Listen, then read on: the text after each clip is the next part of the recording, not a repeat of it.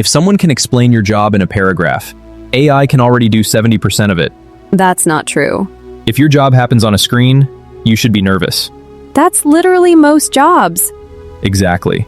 And the scary part, you're helping it replace you. Okay, relax. Not every job can be automated. That's what people said about cashiers, travel agents, bank tellers, customer service. Those were repetitive jobs. So is yours. No, it's not. Do you follow guidelines? Yes, Use templates? sometimes. Answer similar questions over and over? Yeah, That's repetition. You just dressed it up with a nicer title. Let's make this uncomfortable. When was the last time you asked AI to write something, fix something, give you ideas, rewrite your message, help you brainstorm? today. Exactly. You're not competing with AI. You're slowly outsourcing your thinking to it. It's just a tool. That's what people said about calculators. Now nobody does mental math. AI isn't replacing the best people. It's replacing the average ones. That sounds harsh. Good. It should. Because most people think they're above average. They're not. So what? Everyone's doomed? No, but if your value is following instructions, producing predictable output, repeating structured tasks, then yes, you're in danger. Here's how it actually happens. Not dramatic, not overnight, no announcement. Instead, one less hire, one smaller team, one tool that does 30% of the work, then 50, then 80, and suddenly, your role doesn't exist anymore. That's extreme. Is it? Or is it just quiet?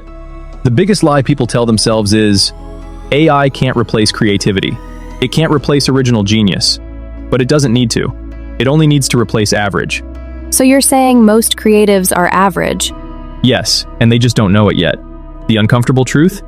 AI isn't coming for talent. It's coming for comfort. But I'm still the one using it. For now. But imagine this. 2 employees, same job, same experience. One uses AI to work 4 times faster. The other refuses because it's cheating. Who survives? The one using AI. Exactly. So AI doesn't replace you. Someone using AI does. And here's the part nobody wants to admit. Every time you use AI, you teach it how your job works, what good output looks like, what decisions you make. You're feeding the machine your expertise for free. That sounds paranoid. Does it? Or does it just feel uncomfortable? So what are we supposed to do?